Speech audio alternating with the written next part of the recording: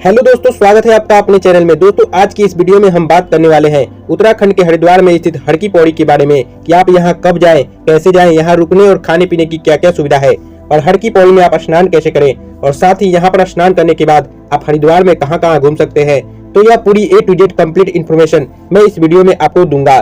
साथ ही साथ ये भी बताऊंगा कि हरिद्वार में घूमने में कुल कितना खर्चा लग सकता है। तो इसलिए इस वीडियो को बिना स्किप किए पूरा अंत तक जरूर देखिएगा ताकि आपको हर की पौड़ी की यात्रा से रिलेटेड पूरी कंप्लीट इन्फॉर्मेशन मिल सके।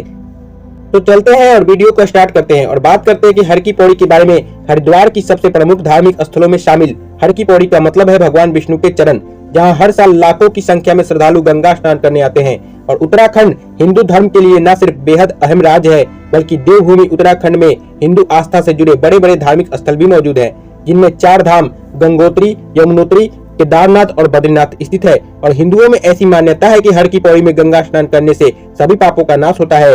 हर की पौड़ी के एक घाट में भगवान विष्णु के पद चिन्ह हैं, जिसकी वजह से इस घाट को हर की पौड़ी के नाम से जाना जाता है।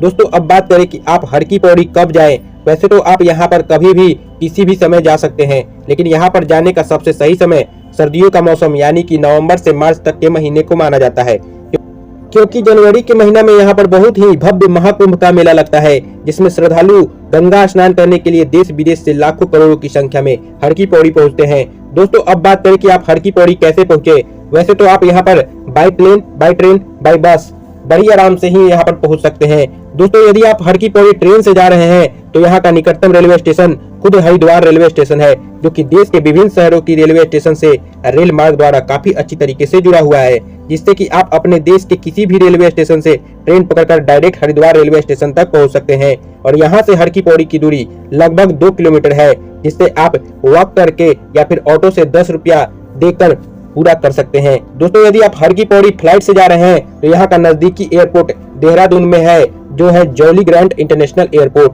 जो कि देश के विभिन्न शहरों के एयरपोर्ट से एयरलाइंस द्वारा काफी अच्छी तरीके से जुड़ा हुआ है, जिससे कि आप दिल्ली, मुंबई, चंडीगढ़, हैदराबाद, चेन्नई आदि जैसे शहरों के एयरपोर्ट से फ्लाइट पकड़कर देहरादून के एयरपोर्ट पर पहुंच जाएंगे। और इस एयरपोर्ट से हर की पौड़ी की दूरी लगभग 37 किलोमीटर है, जिसे आप बाई बस, ट्रेन या रिजर्व टैक्सी से पूरा करके हर की पौड़ी तक पहुंच सकते हैं। और अगर आप इस एयरपोर्ट के बाहर से हर की पौड़ी के लिए बस लेते हैं तो उसका चार्ज लगभग 70 से 80 रुपया पर पर्सन होता है और रिजर्व टैक्सी का चार्ज लगभग 800 से 1000 होता है। और दोस्तों, यदि आप हर की पौड़ी बस से जाना चाहते हैं तो यहाँ के लिए आपको डायरेक्ट बस देहरादून, दिल्ली, ऋषिकेश और चंडीगढ़ आदि जैसे शहरों से हर रोज बसें चलती हैं, जिससे कि आप इन शहरों में बस पकड़कर हर की पौड़ी तक पहुंच जाएंगे। और इसके साथ ही साथ अगर आप हर की पौड़ी अपने निजी वाहन, कार या बाइक से जा रहे हैं तो आप हर की पौड़ी बड़ी आराम से पहुंच सकते हैं, क्योंकि हरिद्वार की सड़कें देश के विभिन्न शहरों से सड़क मार्ग द्वारा काफी अच्छी तरीके से जुड़े हुए हैं।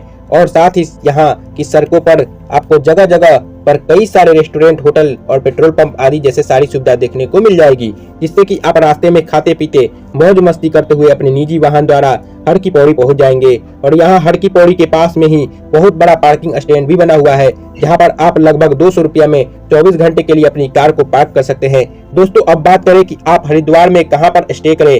वैसे तो यहाँ पर स्टे करने के लिए आपको बहुत सारे धर्मशाला, आश्रम और होटल मिल जाएंगे, जिन्हें आप बुक करके स्टे कर सकते हैं। लेकिन अगर आप अपने दोस्तों और परिवार के साथ जा रहे हैं और एक अच्छी लोकेशन पर रूम की बुकिंग करना चाहते हैं तो आप अपने रूम की बुकिंग हरिद्वार रेलवे स्टेशन या फिर हर की पौड़ी के आसपास करें, क्योंकि यहाँ पर आपको धर्मशाला 400 से 600 रुपया में और आश्रम 300 से 500 रुपया में और होटल 800 रुपया में मिल जाता है। इसके अलावा अगर आप यहाँ पर फ्री में स्टे करना चाहते हैं तो आप जयराज आश्रम, शांति कुंज आश्रम में भी स्टे कर सकते हैं। दोस्तों, बात करें कि हरिद्वार में खाने पीने की क्या सुविधा है। वैसे तो यहाँ शांति कुंज आश्रम में खाने पीने के लिए लंगर चलता है, यहाँ पर आप भरपेट भोजन कर सकते हैं। अगर आप यहाँ पर खाना नहीं चाहते तो हरिद्वार की मेन मार्केट में आपको बहुत सारे रेस्टोरेंट, होटल, स्ट्रीट फूड वाले देखने को मिल जाएंगे, जहाँ पर आप जाकर के लगभग 150 से 200 रुपए में भर प्लेट भोजन कर सकते हैं। दोस्तों, बात करें कि हर की पौड़ी पहुंचने के बाद स्नान कैसे करें। वैसे तो यहाँ पर स्नान करने से पहले आप अपने जूते चप्पल काउंटर पर उतार दें, जो कि बिल्कुल निःशुल्क काउंटर बना हुआ है। तो जूते चप्पल उतारने के बाद आप हर की पौड़ी घाट पर स्नान कीजिए। और ऐसी मान्यता है कि हर की पौड़ी में स्नान करने से जन्मों के पापों से मुक्ति मिल जाती है। और दोस्तों, ब्रह्मा कुंड घाट पर प्राचीन गंगा मंदिर भी बना हुआ है, जहाँ पर आप स्नान करने के बाद माता गंगा के दर्शन करते सकते हैं। इस घाट पर शाम 6 बजे बहुत ही भव्य मां गंगा की आरती होती है, जिसमें आप सभी सम्मिलित होकर के इस भव्य आरती को देख सकते हैं। दोस्तों अब बात करें कि आप हर की पौड़ी में स्नान करने के बाद कहां-कहां घूमें। वैसे तो आप यहां पर सबसे पहले मनसा देवी मंदिर के दर्शन कर सकते हैं। शिवालिक पहाड़ियों पर बिलवा पर्वत के ऊपर स्थित मनसा देवी मंदिर उत्तर भारत के सबसे अधिक प्रसिद्ध मंदिरों में से एक है और इस मंदिर में आने वाले भक्तों को एक पवित्र धागे को पवित्र पेड़ में बांधना होता है, क्योंकि ऐसा मान्यता है कि यह धागा बांधने से भक्तों की इच्छाओं की पूर्ति होती है और इच्छा पूरी होने के बाद इसे बंधे हुए पवित्र धागे को खोलना भी पड़ता है। और लगभग 178 मीटर की ऊंचाई पर स्थित इस मंदिर पर आप पहुंचने के लिए रोपवे या केवल कार की सुविधा ले सकते हैं। और इसी के साथ ही आप यहाँ चंडी देवी मंदिर के भी दर्शन कर सकते हैं। हरिद्वार के पंच तीर्थ स्थलों में से एक यह मंदिर माता दुर्गा के एक रूप चंडी देवी को समर्पित है।